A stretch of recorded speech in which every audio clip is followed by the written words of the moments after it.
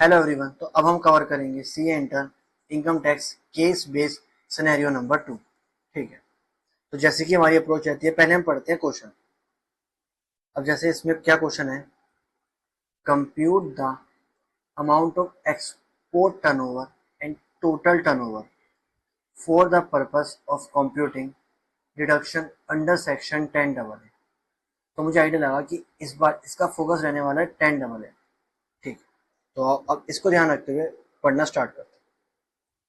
तो उसने क्या कहा, उसने कहा मिस्टर सूरज जिनकी एज 48 ईयर्स है, उन्होंने फर्निश करी the following particulars for the previous year 24-25।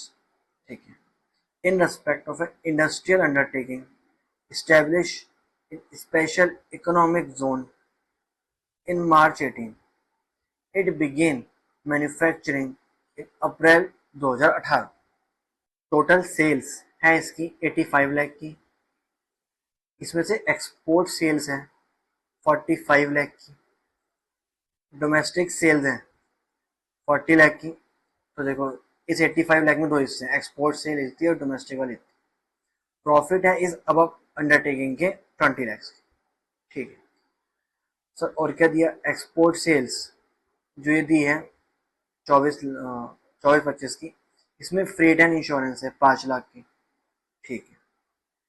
ये तो वो यहाँ तक की जानकारी। सर और क्या दिया, और क्या मिल रहा है इसे, साथ ही साथ ही रिसीव्ड, उसे रेंट में रेंट की इनकम भी आ रही है 25 पर मंथ की for a commercial property let out to mister Sudhir. ठीक है। एक सैलरीड इंडिविजुअल। ठीक है। साथ ही साथ ही अर्न सेविंग अकाउंट से इंटरेस्ट आ रहा है 12,500 का, और एक पोस्ट ऑफिस सेविंग अकाउंट से 5,500 का भी इंटरेस्ट आ रहा है। ये सारी इनकम। सब मुझे निकालना क्या था, एक्सपोर्ट टर्नओवर और टोटल टर्नओवर। अगर आपको याद हो तो जब हम सेक्शन 10 डबल ए पढ़ते हैं, उसके अंदर हम एक्सपोर्ट टर्नओवर और टोटल टर्नओवर निकालते हैं। और जब हम एक्सपोर्ट टर्नओवर और टोटल टर्नओवर निकालते हैं, तो वहां पे आपको याद हो कि कभी भी हम फ्रेट और इंश्योरेंस को उसका पार्ट नहीं बनाते, और अगर ये उसमें इंक्लूड होता है तो उसमें से माइनस कर देते हैं। अब एक चीज समझो, इस एक्सपोर्ट सेल्स में जो 45 लाख की है, इसमें 5 लाख का फ्रेट और इंश्योरेंस है, तो आप इसमें से हटाओगे, तब क्या कहोगे, सर जब आपको एक्सपोर्ट टर्नओवर दिया 45 लाख का, तो वो 10 डबल ए के पर्पज के लिए उसमें से आपको 5 लाख माइनस करना पड़ेगा, और ये 40 लाख होगा एक्सपोर्ट टर्नओवर। ठीक है। अब सर मुझे पता है टोटल टर्नओवर दो पार्ट्स में था, 45 और 40। तो जब इस 45 में इंक्लूड है, सो ऑब्वियसली 85 में इंक्लूड होगा। हाँ। तो जब मुझे 85 से ही माइनस करना पड़ेगा 5 लाख, और ये आएगा 80 लाख। समझे। तो अब एक्सपोर्ट टर्नओवर कितना आ गया, 40 लाख, और टोटल टर्नओवर कितना आ गया, 80 लाख। और ये निकाला मैंने for the purpose of 10 double ए, जो मुझे कहा था। तो इसका आंसर, सही आंसर क्या होगा सर, इसका आंसर होगा बी, 40 लाख और 80 लाख। तो I hope it is clear. ठीक है। अब सर पार्ट 2 क्या है, उसने पार्ट 2 में कहा कि compute the amount of deduction available to mister Suraj under section 10 double A for the year 25-26। उसने कहा सर आप मुझे 10 डबल ए की डिडक्शन निकाल के दिखा दो। ठीक है। अब सर जब हम 10 डबल ए की वो निकालते हैं डिडक्शन, तो इसमें ना होती है नॉर्मली 10 डबल ए क्या कहता है, नॉर्मली 10 डबल कहता है कि जब भी आप अपना काम शुरू करोगे SEZ के अंदर, तो मैं आपको 15 साल तक कुछ छूट देने वाला हूँ। अब सर वो छूट कैसे मिलती है, तो ऐसा होता है कि जो पहले 5 साल होते हैं, उसमें आपको डिडक्शन मिलती है 100% ऑफ एक्सपोर्ट प्रॉफिट। पहले 5 साल में कितनी मिलेगी, 100% ऑफ एक्सपोर्ट प्रॉफिट। सर जो उसके बाद नेक्स्ट 5 ईयर होंगे, उसमें मिलती है 50% ऑफ एक्सपोर्ट प्रॉफिट। ठीक है। और उसके बाद जो अगले 5 साल होंगे, उसमें मिलती है lower of 50% of export profit, और जो अमाउंट ट्रांसफर करोगे SEZ री इन्वेस्टमेंट अलाउंस रिजर्व में, जो भी तुम्हें कम होगा उसकी छूट मिलेगी। तो ऐसे करके 5-5 करके हमें 15 साल में डिडक्शन मिलती है। ठीक है। हमें किसके लिए निकालनी है डिडक्शन, AY 25-26 के लिए, मतलब प्रीवियस ईयर 24-25 के लिए। तो देखो सर हम कौन से 5 साल में फॉलो कर रहे हैं, तो हमें देखना पड़ेगा हमने काम कब शुरू करा था।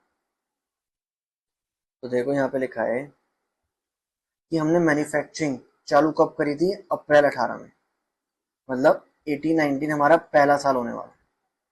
ठीक है।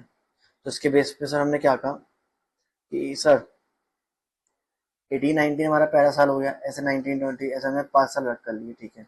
फिर इसके बेस पे अगले 5 साल निकाले तो ये आ गया, तो हमने पाया कि हम सेकंड कैटेगरी में फॉल कर रहे हैं। मतलब हमें कितनी डिडक्शन मिलेगी 24-25 के लिए? Sir 50% of export profit. अच्छा, अब सर कैसे करेंगे इसकी कैलकुलेशन? पहले तो हमें निकालना पड़ेगा सर एक्सपोर्ट प्रॉफिट का मतलब क्या होता है, कि हमने एक्सपोर्ट से कितना प्रॉफिट कमाया। अब इसमें सिंपली क्या करते हैं, आपके जो टोटल प्रॉफिट है उसको एक्सपोर्ट टर्नओवर के रेशियो में बांट देते हैं। अब सर देखो, आप इस अंडरटेकिंग ने टोटल प्रॉफिट कितना कमाया? सर ने टोटल प्रॉफिट कमाया 20 लाख का, तो आप यहाँ पे आपने लिखा 20 लाख। अब इस मल्टीप्लाई करोगे, एक्सपोर्ट टर्नओवर अभी पहले एमसीक्यू में निकाला 40 लाख, टोटल टर्नओवर 80 लाख, इस रेशियो में आप करोगे कितना आएगा सर? 10 लाख आएगा। और कितनी मिलती है 5 साल में? इस 5 साल में से 50%, तो उसका 50% करोगे तो आएगा 5 लाख। तो कितनी डिडक्शन मिलेगी सर? 5 लाख की डिडक्शन हमें मिलेगी। उसका आंसर क्या होगा sir? D. I hope it is clear. तो दो एमसीक्यू हमारे सॉल्व हो गए। अब सर तीसरे एमसीक्यू क्या कहता है? तीसरा एमसीक्यू ये कहता है, assume for the purpose of this question only, मतलब सिर्फ थर्ड क्वेश्चन के लिए मान के चलो कि सूरज ने स्टैब्लिश करी थी अपनी यूनिट और मैन्युफैक्चरिंग, मतलब स्टैब्लिश एंड मैन्युफैक्चरिंग दोनों कब करे थे? अप्रैल 20 में। तो अब बताओ उसे कितनी डिडक्शन मिलेगी?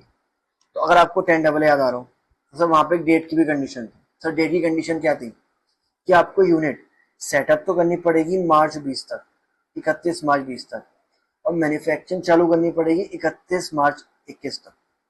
अब सर उसने मैन्युफैक्चरिंग कब चालू करी? अप्रैल 20 तक, मतलब मैन्युफैक्चरिंग तो विद इन टाइम कर दी, पर उसने सेटअप उसे कब तक करना था? 31 मार्च 2020 तक। और उसने करी कब तक? अप्रैल 2020 में। तो एक महीने से चूक गया, उसे दोनों काम करने थे। तो मैन्युफैक्चरिंग तो टाइम पर चालू कर दी, पर सेटअप लेट करा, और उसने सेटअप लेट करा तो इसलिए उसे 10 डबल ए की डिडक्शन मिलेगी ही नहीं। समझे? तो उसे कितनी डिडक्शन मिलेगी? नील। समझे? बिल्कुल समझे। तो ऐसा का 3 सॉल्व हो गए। अब सर चौथा क्या कह रहा है? चौथा क्वेश्चन ये है, कंप्यूट द टोटल इनकम। आपको मिस्टर सूरज की टोटल इनकम निकालनी और प्रीवियस ईयर 24-25।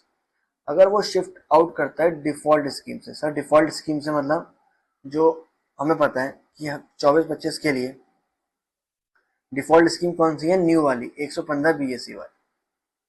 अच्छा सर, पहली बात उसने क्यों कहा कि हम डिफॉल्ट नहीं, मतलब हम ओल्ड स्कीम ऑप्ट कर रहे हैं, हम ओल्ड स्कीम ले रहे हैं? सर क्यों कहा उसने?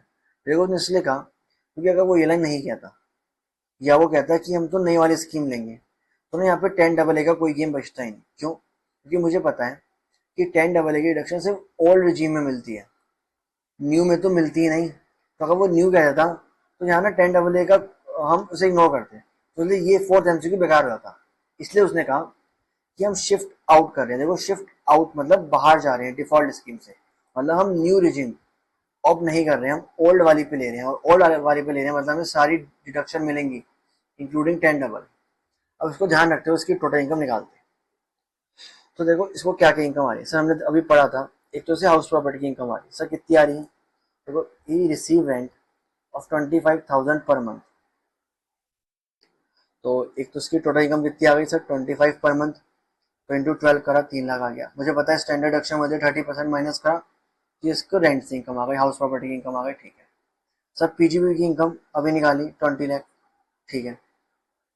सर अदर सोर्सेज में इनकम आ रही है। अब अदर सोर्सेज में देखो, एक तो सेविंग इंटरेस्ट का ब्याज आ रहा है, ये 12,500, तो मैंने 12,500 लिख दिया, ठीक है। अब ना एक ट्रिकी पॉइंट यहाँ पे आ रहा है, और आपको याद हो कि जब भी हमें पोस्ट ऑफिस से सेविंग अकाउंट पे ब्याज आता है तो उसमें हमें 3500 रुपए तक वो एग्जाम्प्ट होता है। याद रखना, पोस्ट ऑफिस से सेविंग अकाउंट पे ब्याज आया तो 3500 तक एग्जाम्प्ट होता है। तो इसलिए मिला तो 5500 होता है, 3500 तक एग्जाम्प्ट, तो सिर्फ 2000 ही हमारी इनकम का पार्ट बनेगा, ठीक है। हमने सबको माइनस करा, या उस प्रॉपर्टी की पीजीपी और अदर सोर्सेज की जोड़ के इतना आ गया। अब माइनस करेंगे हम डिडक्शन।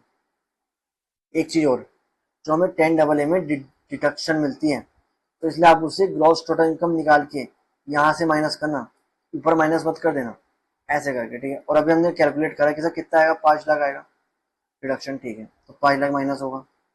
सर अब आपको पता हो जब हमें सेविंग का ब्याज मिलता है तो हमें 10 डबल ए की डिडक्शन मिलती है, सेक्शन 80 टी टी है, 10,000 की छूट मिल जाती है मैक्सिमम, तो वो माइनस करा और माइनस करके आपकी आ गई टोटल इनकम। ठीक है, और ये बिल्कुल है, तुम्हारा इसका आंसर सही होगा सी। तो ऐसे करके सर हमने केस बेस्ड सिनेरियो 2 भी पूरा कवर करा, पूरा कॉन्सेप्ट रिवाइज करने की कोशिश करी। और देखो ये बहुत ही बढ़िया एमसीक्यू, अगर आगे आपका भी 10 डबल रिवाइज करो तो ये एमसीक्यू जरूर करना, इससे आपका दोबारा एक बार रिवाइज हो जाएगा। ठीक है, तो I hope it is clear, और अब मिलते हैं अगली वीडियो में।